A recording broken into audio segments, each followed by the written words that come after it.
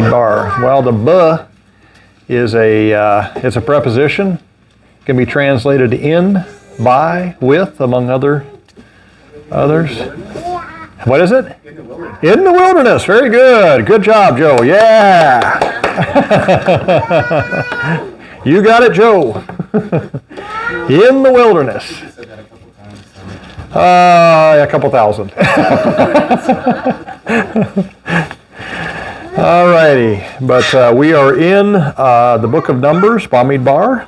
We're in Numbers chapter 9 and verse 15. The Parsha tonight, I'm actually going to have to look at it while I'm saying the word just to make sure I say it right because it's really, really long and it's a tongue twister. But tonight's Parsha is called Behaalotecha. There we go.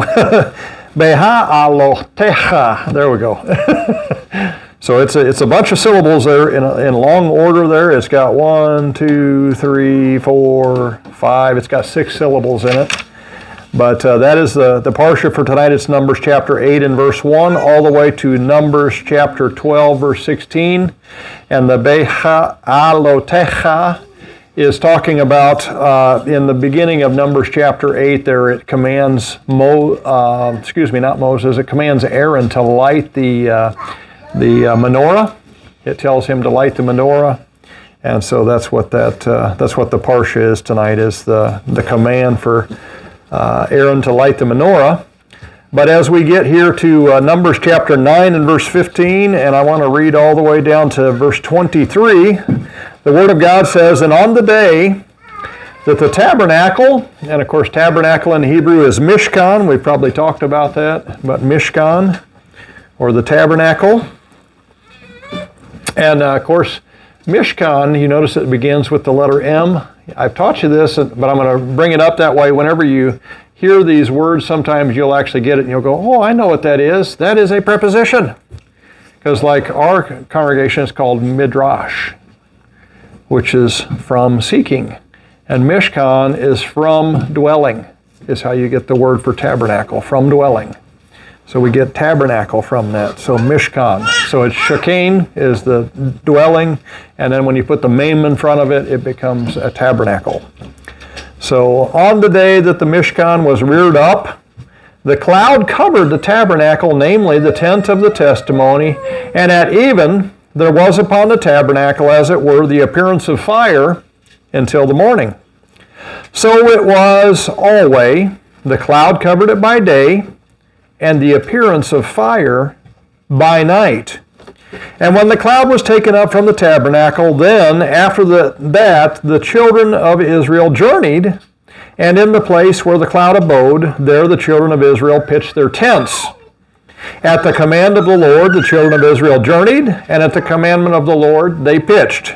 As long as the cloud abode upon the tabernacle, they rested in their tents.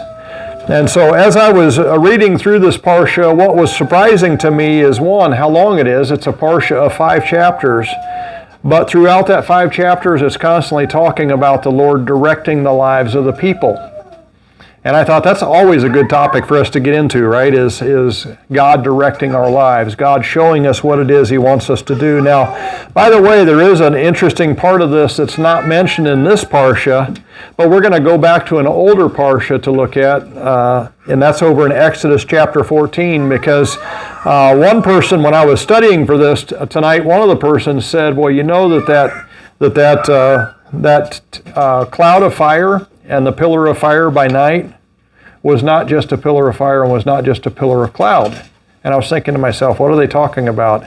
And they took us back to Exodus chapter 14, and so I want you to look over there at Exodus chapter 14 and verse 13.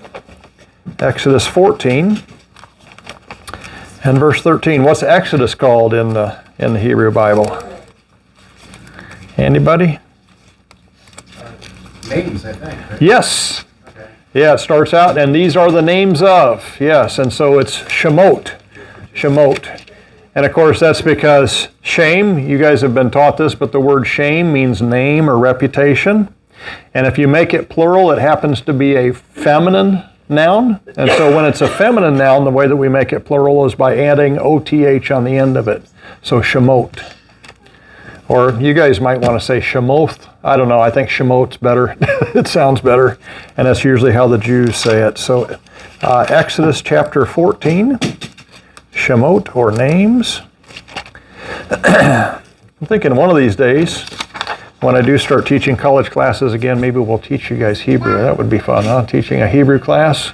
Just the basics of Hebrew, not, we won't get into syntax and all that. That can be rather tedious. And okay, now decline. Is this a verb? Is it a noun? Is it an adjective? And how do you know what it is? Yeah. No, we're not doing that. Alrighty. Well, Exodus chapter 14, and let's look over at verse 13. And actually, you know your pastor, we might actually do that someday. I like that kind of stuff. I don't know. I like learning. Exodus chapter 14 and verse 13, though, says this, and this is why we're going back here. It says, "And Moshe said unto the people, Fear ye not, stand still, and see the salvation of the Lord, which he will show to you today. For the Egyptians whom ye have seen today, you shall see them again no more forever." Then he says, "The Lord shall fight for you, and ye shall hold your peace. And the Lord said unto Moshe, Wherefore criest thou unto me? Speak unto the children of Israel that they go forward." Of course, the water hasn't been split yet. Then he says, "But lift thou up thy rod, and stretch out thine hand over the sea, and divide it, and the children of Israel shall go on dry ground through the midst of the sea.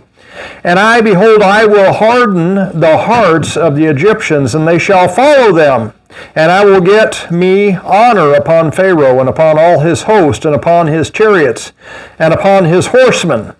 And the Egyptians shall know that I am the Lord, when I have gotten me honor upon Pharaoh, upon his chariots, and upon his horsemen."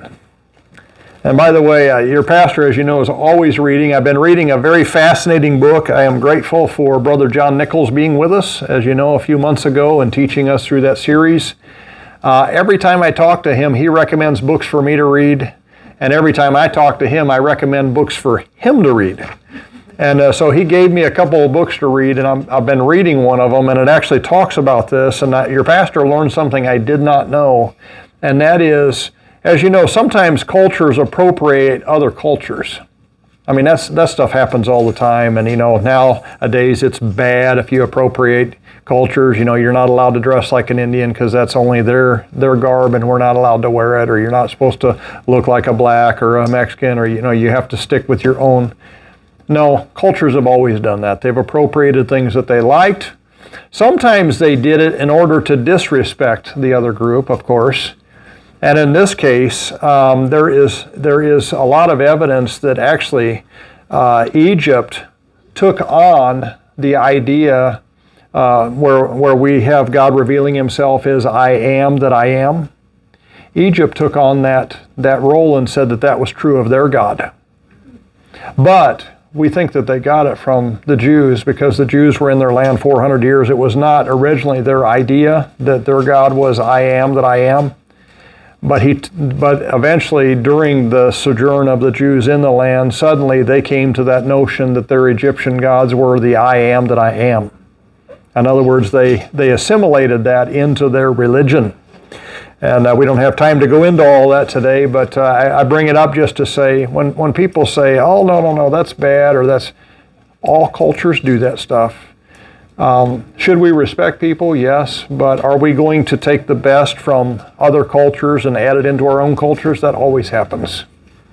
Sometimes even we're going to take on the things we don't like about them and add them too, but generally speaking, we only pick up those things that we respect.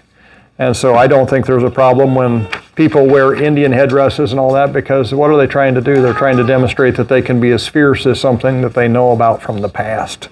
They're not trying to be disrespectful to the Indians. But anyway, as we go on here, he says, and I guess I brought it up because it says, the Egyptians shall know that I am the Lord when I have gotten me what? Honor upon Pharaoh and upon his chariots. It was not always considered that the Pharaoh was God and that he was the equivalent of the God. They called their God Re, the supreme God, the sun god. And anyway, when God is taking on this challenge and delivering His people, He is intentionally doing stuff to do what? To disrespect the gods and even those positions that they've taken, that they have actually stolen from the Jewish people, saying that I am that I am. And so it says here, and the angel of God, verse 19, which went before the camp of Israel, removed and went behind them, and the pillar of the cloud went from before their face and stood behind them. What are we finding an association here of? What do you guys see there that's being associated together at the same time? The pillar of cloud was in front of them, now it's behind them. It also says that the angel of God was in front of them and now is where? Is behind them. So the idea is that there's some kind of an association between these two. So when that pillar of fire is at night and when that cloud is during the day leading the Jews, who's truly leading the Jews when they're seeing that stuff? It truly is God. I mean, they're seeing a manifestation of God through a cloud or through a fire, but it is a manifestation of God. Here in this passage, it says, and the angel of God, which went before the camp of Israel, removed and went behind them, and the pillar of the cloud went from before their face and stood behind them. And it came between the camp of the Egyptians and the camp of Israel, and it was a cloud and a darkness to them, but it gave light by night to these, so that the one came not near the other all the night. Now, I find this also fascinating, and I don't have time to get into this picture as much as I would love to. You say, why? What picture do I see, Sister Sandy? Do you see what picture I see here? Isn't it amazing that the lost can look at God and they can't see anything? But when we see God in all of His glory, and we see all the wonderful attributes of God, and we see what He's done for us, but the world sees nothing. It throws me back to Romans chapter 1, where it says, when they knew God, they glorified Him not as God, neither were thankful, but they became what? Vain in their imaginations, and their foolish heart was what? Darkened. Professing themselves to be wise, they became fools. And so we see that even here. What to one people was just absolute darkness, to the other people was absolute light. And that's always going to be true. Why? Because God is spiritually known. He's not something that your senses can pick up if you're not wanting truth. You're never going to discern God by just saying, I am going to reason my way to God. Some people try to do that, Brother Joe, right? Some people try to reason their way to God, and it's not going to happen. You're going to have to come to God on His terms. And these people were not going to be able to see God in spite of the fact that He's right there. To them He's darkness, and to the Jewish people He is light. So that the one came not near the other all the night, and Moshe stretched out his hand over the sea, and the Lord caused the sea to go back by a strong east wind all that night, and made the sea dry land, and the waters were divided. And the children of Israel went into the midst of the sea upon the dry ground, and the waters were a wall unto them on their right hand and on their left. And I guess what I want to get into a little bit tonight, and we're going to be doing it through this Parsha, is something that we're not comfortable with, and you say, what is that? We like God to be the same all the time. And it is true when we read the Bible and it says He's the same yesterday and today and forever. That is a true statement. But you know that the way that God works with us is not always the same? You say, what do you mean? Well, it's kind of like children. When children are very small and you give them a set of rules, do you give them like an encyclopedia to hold on to and say, okay, this is all the rules that you're going to have to follow while you're living in our house? No, it's not usually like that. When they're very small, you give them very few rules that they have to follow. When I was a school bus driver on public school bus for the longest time, well, actually a few years maybe. I don't remember now how long it was. Do you remember, honey? It was probably a couple years at least. But anyway, while I was driving public school, I always tried to keep the rules simple. You say, why? It's the only way to enforce, is to keep them simple. I said, you will not put anything out of the bus window that you are not willing to lose permanently. That would include your head, your arms, your legs, or anything that you like to be attached to your body. That's a pretty simple rule, right? I said, my second rule is you will not throw anything on the floor. If you do throw it on the floor, be it known to you now that before we get to the school, I will pull over about 2 to 3 miles away from the school and we'll stop until the floor is perfectly clean. You guys will pick up the stuff off the floor and you will bring it and throw it in the garbage can. And then after I have inspected and made sure that the bus is clean, then we will leave and actually arrive at the school the 3 miles later. So why did I do that? Because to get compliance from those people, you need to keep the rules simple. But you realize that as our relationship grows, is that rule list going to get bigger? Of course it will, because that's how it works with relationships. And what I want you to understand, it's the same way with God. Sometimes we wish God would go back to the way that He worked with us in the past.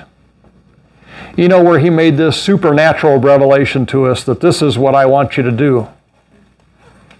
And we're not content for Him to change the way that He works with us. And now He says, no, but you're hearing preaching and you're having your daily devotions, and I'm going to show you the answers through your daily devotions and through the preaching. And you're like, but back then you used to do this, and you met with me in the closet and things were so exciting, and so, yeah. But again, that relationship with God hopefully is evolving. We're growing up. We're not always going to be children, and so God is not always going to talk to us the way that He may have talked to us in the past. And it's not saying, by the way, that He can't communicate to us that way. He can. But relationships grow. Relationships evolve. And so as I was looking at this Parsha even, I see that to be true. And you say, why? Because as we talked about here in this passage, in Numbers chapter 9, we find that they're getting their direction for what they're supposed to do every day just by looking up at the sky. And the sky is going to tell them if they're supposed to leave or if they're supposed to stay. That makes it pretty easy. By the way, they do have another guide to their life, and that would be Moshe himself. They can go to Moses and ask him. The problem is there are more than 1 million people. There's several million people. And do you have a guaranteed frontline seat with Moshe anytime you want? Probably not. Probably going to be very difficult to get to Moshe to ask him your questions. So the reality is that your front line of answers to your question is, what do I do today? You just look up in the sky and you either see a pillar of fire or you see a pillar of a cloud. And either way, if they're not moving, you're not moving, and if they're moving, you're moving. But it's not going to stay that way. It's not going to stay that way. And you know, the truth is, in life, it doesn't really stay that way either. We don't have our life going the same way all the time with the same answers and the same, I guess it might be tedium for some people. But as we continue to read here, it says, let's see here. Let's start in verse 20. And so it was, in Numbers 9:20, so it was when the cloud was a few days upon the tabernacle, according to the commandment of the Lord, they abode in their tents, and according to the commandment of the Lord, they journeyed. And so it was when the cloud abode from even until the morning, and that the cloud was taken up in the morning, then they journeyed. Whether it was by day or night that the cloud was taken up, they journeyed. In other words, there could be times when God told them to leave at night. They saw that pillar of fire suddenly, instead of it being over the tabernacle, now it's on the move. It's moved away from the camp. Then they know that they need to pack up and move now and leave. And it says, or whether it were 2 days or a month, verse 22, or a year, that the cloud tarried upon the tabernacle, remaining thereon, the children of Israel abode in their tents and journeyed not, but when it was taken up, they journeyed. At the commandment of the Lord, they rested in the tents, and at the commandment of the Lord, they journeyed. They kept the charge of the Lord at the commandment of the Lord by the hand of Moshe. Now, notice that he gives us even, that it can be 2 days, it could be a month, it could be a year that they get stuck in that same place. Oh, somebody bumped their head. Oh, that's awful. That is awful.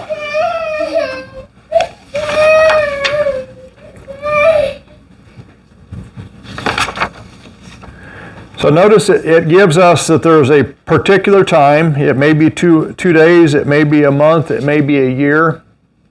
Now, I hope that I'm going to stir you guys up to think about this stuff when you read it. Because as you know, when your pastor reads it, I don't get very far anymore. I used to be able to read through chapters of the Bible. Now I read a few verses and my mind goes, but what about, and why this? Why does it say that? Why does it go that route? Have you ever thought about why God had them move? Why would sometimes it only be 2 days? Why would some days it be a month? Why would some days it be a year before they moved? Well, there's a lot of answers that could be true. It could be a scarcity of supplies. Maybe there's more things to eat out there. Maybe there's more provision out there. Maybe there's more insects to eat. Maybe there's lots of locusts and everybody can get their protein that they need. Whatever it is, we know that God had them moving at certain times to certain places for certain reasons. But as I was pondering this is why that little note we got from Sister Corbin to me was so important. Do you realize that another thing that could have been going on is God could have been protecting them from the evil devices of their enemies? You say, what do you mean? Do you realize that as this huge group of people is moving around and consuming all of the water sources, all of the food sources, etc., off the land, that they no doubt would have been stirring up a lot of people in the area, getting them to want to be against them? And I was thinking to myself that as God is doing this with the pillar of fire and with the pillar of cloud, and He's telling them at different times, okay, now it's time to move. Can you imagine the people in the area wanting to come and attack them because they're like, okay, I'm just done with this. I'm tired of them eating up everything. I'm tired of them using all of our sources. Their sheep are eating everything up. They're trampling everything. They're muddying our water. It's enough of this. And they show up and they go, wait a minute. They were just there yesterday. They were just there yesterday. How could they have left already? It makes me wonder if that's not part of what was going on, is God knew where they needed to be, and He knew when they needed to be there. And so He was constantly telling them when it's time to be on the move, when it's time to settle down. How long should they stay there? This thing get bumped, I bet. There we go. How long should they stay there? Do you realize that even our time frame of when we are trying to do the Lord's will, that those also can be true? Anybody here ever ask the Lord which way to go to where you're going when you're headed to a store? I'm quite serious about this because I've done it before. And I can't say your pastor does it all the time, but I'm always amazed when I do ask the Lord, how should I go there? That many times it's a different route than I would have taken. And then invariably, you either run into somebody or you saw somebody on your way there, or maybe you saw a house and then the Lord put it on your heart to stop and say something to them. Y'all ever had those kind of things happen? I have. But part of that has to be us doing what? We have to be watching for that pillar of fire or that pillar of cloud and seeking what is it that the Lord wants to do us and where does He want us to go and when does He want us to be there. It really is a spiritual life. It's not just us going to work every day and doing our daily work. You realize I can get to work different ways, right? I can get to work different ways. As people have noticed when I take you to Boston and I become the driver of the van there, they say you have 564 ways to get from the church to the Boston Commons. Well, that's because there's probably 564 different roads between there. So yes, there are a lot of ways you can get there. But it doesn't mean all of them are best. It doesn't even mean that all of them are the way that the Lord wants us to go. And it was exciting this year when a couple of times I actually went in a way that I was uncomfortable with. You're saying, what do you mean? I'm constantly saying, okay, Lord, we need to get there quickly. And then I have in my mind, I'm going to go this way, and then I go a different way. We did that more than once while we were there for that meeting.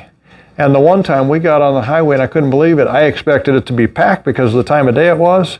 And we flew right to the tent. We were at the tent 12 minutes after we left. That's highly unusual, even though it's only, I I believe it's 3.1 miles from the church to the Boston Commons. Yeah, 3.1 miles.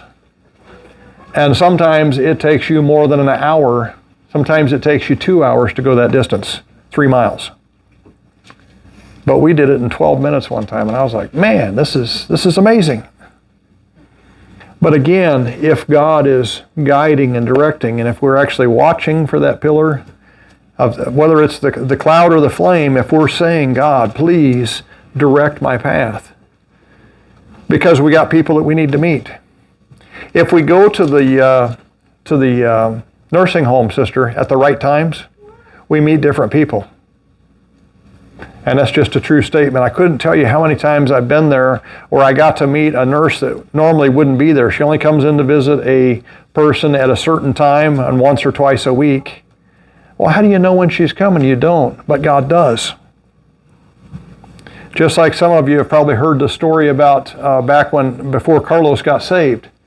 And I always thought that the reason why God was sending me over to see a man named James Rodriguez is so that James could get saved. James is a United States Marine who's about to retire, and he's still not saved to my knowledge. But God kept sending me to his house over and over again and witnessing to him over and over again. Who was always at his house every time I witnessed to him? Carlos Jimenez. Every single time. And one of the times I went there, and the Lord had put it on my heart all day long. You need to go see Carlos. You need to go see James. You need to go see James. And every time I would try to take off, I couldn't. Somebody would call me. Somebody would say, you need to do this or do that. My wife would say, hey, can you take care of this?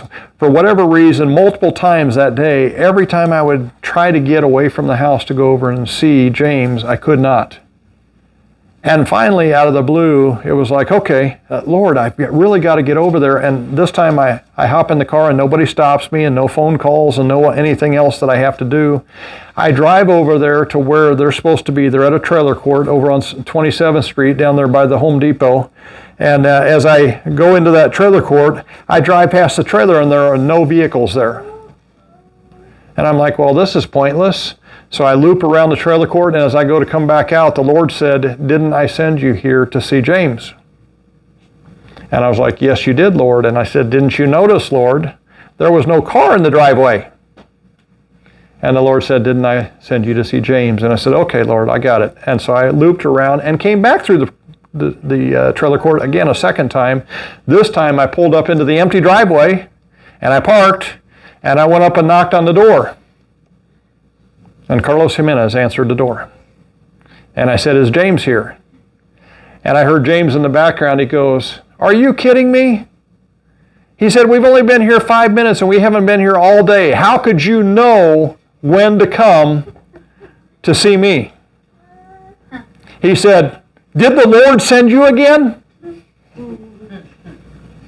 That's what James said that day. And I'm telling you, he said that continuously, because every time I'd come over, it would always be strange circumstances like that where maybe he hadn't been there all day, but he was there for those few minutes. That happened over and over and over again. And so understand that when these things are happening, when we're seeking the will of the Lord, understand that God can guide and direct us through these means. I mean, it might be a pillar of cloud, it might be a fire, it might even just be how the situation rolls out, where you know you're supposed to go do something, but you can't get it done when you want to get it done. Y'all ever had that? Happens to me a lot. You say, how so? Like when I go to the county jail.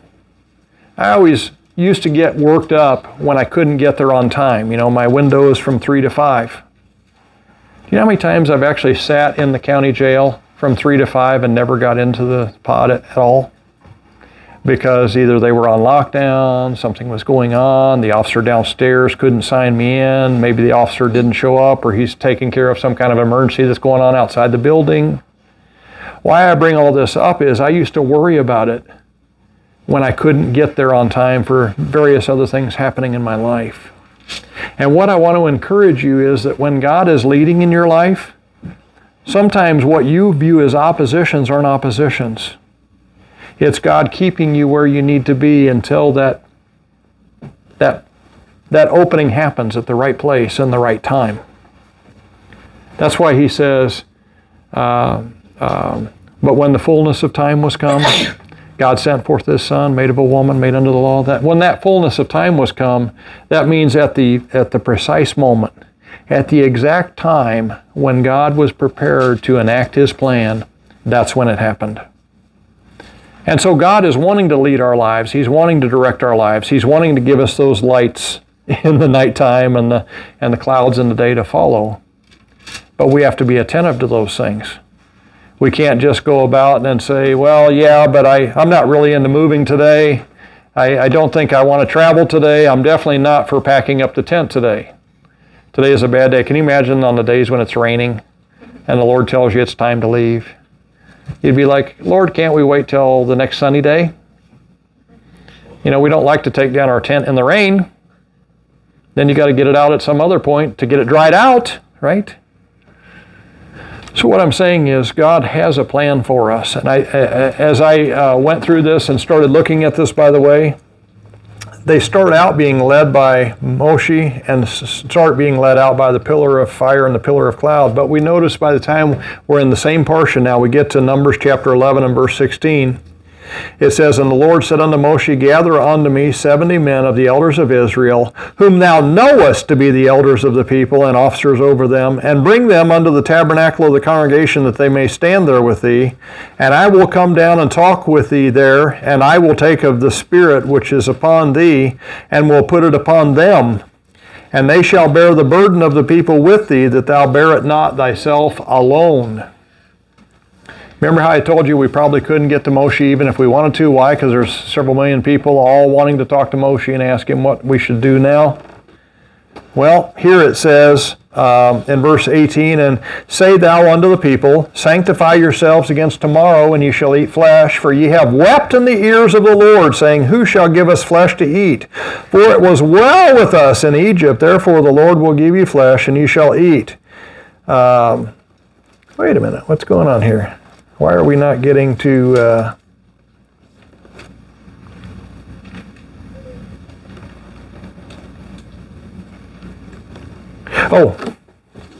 let's get over here to verse 24, because that's where I wanted to get to. I'm trying to get to the part where it's the elders.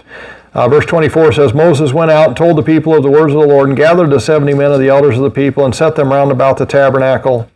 And the Lord came down in a cloud, and spake unto him, and took of the Spirit that was upon him, and gave it unto the 70 elders. And it came to pass that when the Spirit rested upon them, they prophesied and did not cease. Now what happened? Now their source of direction for their life has gotten what? A little bit bigger. God's going to be using a different source now. He's just not going to use Moshe, and He's not just going to use the cloud and the pillar. But there's going to be these other men that are going to be in their lives who are also at times going to be what? Directing them in how they're supposed to walk with God, and what they're supposed to, where they're supposed to go, and what they're supposed to do. By the way, I think that's also true in a place like this. It's not just what the pastor says. Do you realize that God gives you Sunday school teachers for a reason? God gives you a discipleship class for a reason. God gives you the little kids, the Sunday school teachers for a reason. You say, why? Because they're all giving them direction and understanding to the Word of God, so that they will have all these guides to their life that would help them to know how to make proper and right decisions throughout all those situations that they might be going through. He goes on to say, and this is interesting, he said, and it says that the Spirit came on them, and they prophesied, and they did not cease. But there remained two of the men in the camp. The name of the one was Eldad, and the name of the other was Medad. And the Spirit rested upon them, and they were of them that were written, but went not out unto the tabernacle, and they prophesied in the camp. In other words, they were invited to be two of the 70. They didn't come. They stayed at home. And yet, in spite of that, what did the Spirit of God do? Came upon them, and they began to preach in their tents. And everybody's going, hey, wait a minute. Those two aren't following the rules. They were supposed to be here before God came upon them and started causing them to preach. And interestingly enough, verse 27, And there ran a young man and told Moshe and said, Eldad and Medad do prophesy in the camp. And Joshua, of course, he's going to be their future leader, right? Joshua, the son of Nun, the servant of Moshe, one of his young men answered and said, My Lord Moses, forbid them! Oh my! And Moshe said unto him, Enviest thou for my sake? Would God that all the Lord's people were prophets, and that the Lord would put his Spirit upon them. And Moses gat him into the camp, he and the elders of Israel. You know what the truth is? It would be wonderful if everybody in a congregation taught and proclaimed the Word of God to everybody. That'd be great. That's not usually how a congregation works, but as Moshe said, that'd be wonderful if that was God's plan. But don't forbid the ones that God does, because sometimes the way that God works in people, there will be some people that don't seem to follow the rules that you have in your mindset for what they should be doing or where they should be going. And you know what your mind's going to be saying? Well, they just marched to a different drum. Some of y'all have heard that story, but it's a true statement. You say, what are you talking about? Some of you have heard this, and I don't know if you have heard this one, Stephanie, but one time I had gone to the Philippines, and it was actually a great blessing. The Lord had called us to try to reach Jewish people for Christ. In the process of doing that, I had been training all my life to go to the Philippines as a missionary, to be a church planter there. And so I had been training for years to do that. I had already learned the language. I had been there already 5 times. And when the Lord told me that it was Jewish people and that I was staying here, I struggled with that. And you say, why? Because I had believed all that time God had been calling me to the Philippines. And so for him to change that direction and say that it was to stay here and to try to reach Jewish people and to get a church started here in the Milwaukee area, that was quite the change. And so I talked to the Lord about it, and I said, Lord, it's up to you. Whatever you want, I'm good for it. Just make it clear. Just make it plain. And I'll never forget, I was taking Hebrew at the time from a Jewish man over in Beaver Dam, and I was driving about an hour and a half every time I went over there for lessons, and then I'd come back. And anyway, he had a missionary he supported in the Philippines, and he said, I want to go there, but he said, I need somebody who knows the language that can kind of be my go-between. He wanted a buffer. He was not real comfortable going to a country he had never been to before, leaving the main island and going to a smaller island and getting in among all the people and really not knowing the culture, not knowing the language, not knowing anything. He said, would you be willing to go? And I said, if the Lord provides the money. And no sooner did I say that to him, within a week, my wife and I got this big check. And I said to my wife, oh, isn't that wonderful? I said, we've got these big bills. And it's wonderful that we got this money. We can get these bills paid off that we've got. And my wife said, don't you remember the promise you made? And I said, what are you talking about? She said, you promised that Jewish man that if you got the money, you would go to the Philippines with him. And I told the Lord, if you're going to take me there, you got to use me to reach Jews as well. I actually did find out there were 300 Jews 300 Jewish families in Manila proper. I took literature with me. And the very first day I was there, I had a bunch of Jewish people, some Filipino people come up to me and say, we live in a Jewish community, can you give us a literature? That was the beginning of the trip. I mean, God was all over that trip. He was blessing, He was guiding. But anyway, I get to this other island. We're down there, we're trying to witness, we're trying to be used of God as we're there among those Filipinos. And one day, the governor of the island is coming to honor this national pastor who has started 3 tribal works. He's started a main city church. He started 3 satellite churches of the city church. I mean, he's got a lot going on. And so we're up there. We go down to meet the governor of the island and bring him up to the village where we're going to be having this graduation of these kindergartners, and all the kindergartner tribal people are going to be getting a T-shirt as their graduation gift for graduating from kindergarten. Can you imagine that? Adult men getting a T-shirt as their graduation gift. I mean, it was a pretty awesome event. But while I was there, I was supposed to be up on that stage. And while I was sitting on the stage waiting for this event to happen, because the governor of the island is there, he's also going to be on the stage. The Jewish guy I'm with is also going to be on the stage. The pastor's going to be on the stage. We've got this big stage built in this tribal area. We're about to have this big event. And the Lord puts a spotlight on the governor's, the colonel that's in charge of his security, because they also know that there's a communist element in the area called the New People's Army. And so he has this big bodyguard entourage with him of armed men. And the Lord spotlights one of them who's across the field from us. It's like a parade field there. And on the other side is this colonel. And the Lord said, go talk to him. He'll listen to you now.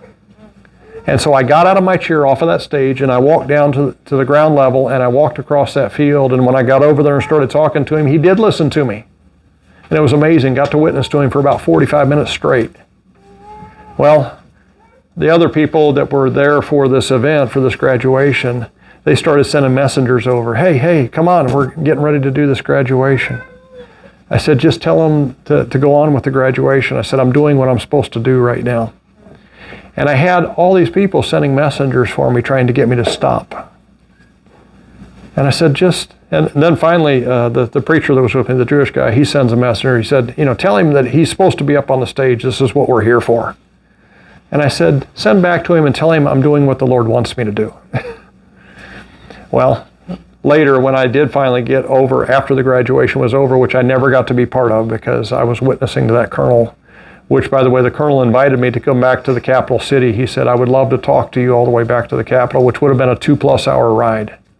But I didn't have a way to get back from the capital once I got there if I rode with him. But the Lord seemed to open that door for me to witness to that guy. And what I'm saying is there's going to be times, by the way, that if you're doing God's will and you're following God's leadership and direction, there are going to be people who think that you're off the rails. There are going to be people who think you're not doing the right thing. They're going to be saying that you're marching to your own drum, which is what that guy said to me that day. He said, you're marching to your own drum. I said, no, I'm not marching my own drum. God made it very clear that man would listen to me and told me to go over and witness to him. What am I supposed to do? Now, what I'm saying is, when we're talking about spiritual things, God is going to make it clear what he wants you to do. But sometimes he's not going to be telling other people the same things he's telling you. And so don't let that get into your head that, yeah, but everybody ought to recognize I'm serving God. Not all the time. Not everybody is going to see it all the time. But if you're faithful to God, and if you've been listening to God and you've been hearing God's voice, you're going to get very, very familiar with knowing who God is. And there's going to be times when people might suggest to you that you should be doing something that's against God's will. Continue to go on if you know that that's God's will. And by the way, how would we know that? Well, one, God already told me the guy was open to the gospel before I even went across the field. When I got over there and he actually started listening to me and asking me spiritual questions, what did I know? It wasn't my imagination. God wanted me to be over there because this was a divine appointment. This man was open. It was the right time. He was willing to hear it. And I'm just saying, when all those things kind of fall into place, you don't have to worry about what other people are saying to you, because you know that what you've heard is true. You know that God had this special time and this special place for you to be. That same thing is true when you're asking God for direction for how do I get to my workplace, or how do I get home, after the workplace and all that. And when you start taking some of these steps that I'm talking about, and God starts opening these doors to have more opportunities to talk to people, more opportunities to hand out tracts, more opportunities to witness for his name, more opportunities maybe to encourage a believer. Because, by the way, it's not always going to be about the law. Sometimes you need to be somewhere so that you can encourage that believer and give them what they need to hear. I praise the Lord, sister. You've been going over and talking to Kenny a lot over there at my mom's place. Kenny is a believer over there. He doesn't go to our church, but it doesn't mean he's not a believer. And so it's a good thing to encourage other believers. You need encouragement sometime. Guess what? Some other people need encouragement sometimes. And God sometimes has you in that location at that time. Why? Because it's the right time. That's why he had you pull up stakes and move on your way, because this was the appropriate time to be there and speak to that person. And so we need to understand that God is going to, at times, change the direction in our lives in different ways. Sometimes it might be through that pillar of cloud. Sometimes it might be through Moses. Sometimes it might be through the elders. Sometimes it might be just through our normal progress of the day, things that we're doing. But realizing that God is in on it all and that we want his will. We're not just robotons that are going through the day going, okay, I got to do X, now I got to do Y, now I got to do Z, now I got to start out with A again, now I got to start out with B, because that may not always get God's will done.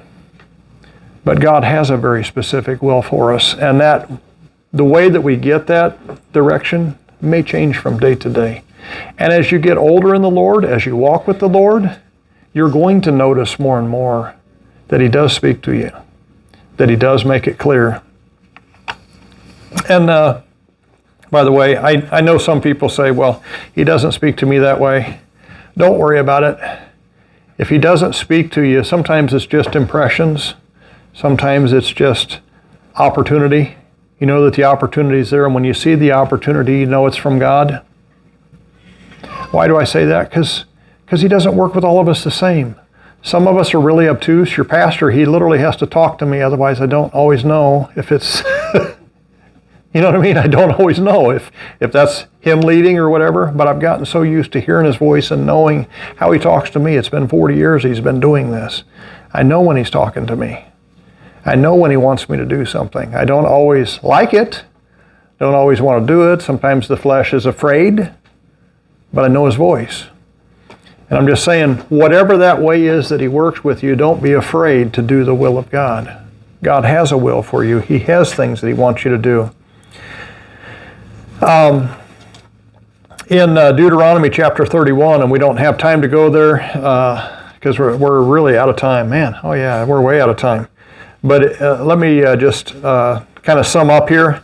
In Deuteronomy 31, 14 and 15, it says, the Lord said unto Moshe, behold, thy days approach that thou must die. Call Yahashua and present yourselves in the tabernacle of the congregation, that I may give him a charge. And Moshe and Yahashua went and presented themselves in the tabernacle of the congregation. Verse 15, and the Lord appeared in the tabernacle in a pillar of cloud, and the pillar of cloud stood over the door of the tabernacle. And the Lord said unto Moshe, behold, thou shalt sleep with thy fathers, and this people will rise up and go a-whoring after the gods of the strangers of the land, whether they go to be among them, and will forsake me, and break my covenant which I have made with them. Then shall my anger be, and he goes on and he gives direction. But I want you to notice something. This is the last time that the pillar of cloud and the pillar of fire is mentioned in Deuteronomy. You say, why is that?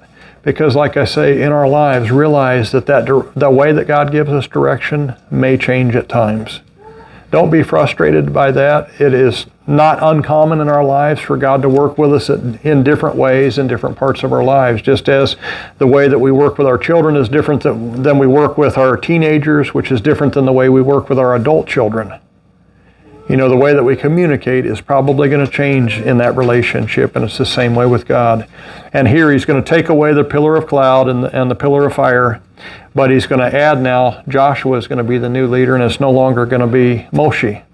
So again, as our relationship goes, some of those ways that God talks to us is going to change, but it's not going to change the fact that God is talking to us.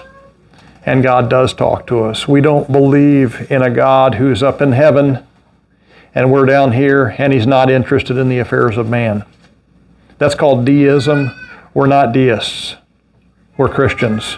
We believe in a personal God who wants to walk with us, who wants to talk with us, who wants to have fellowship with us.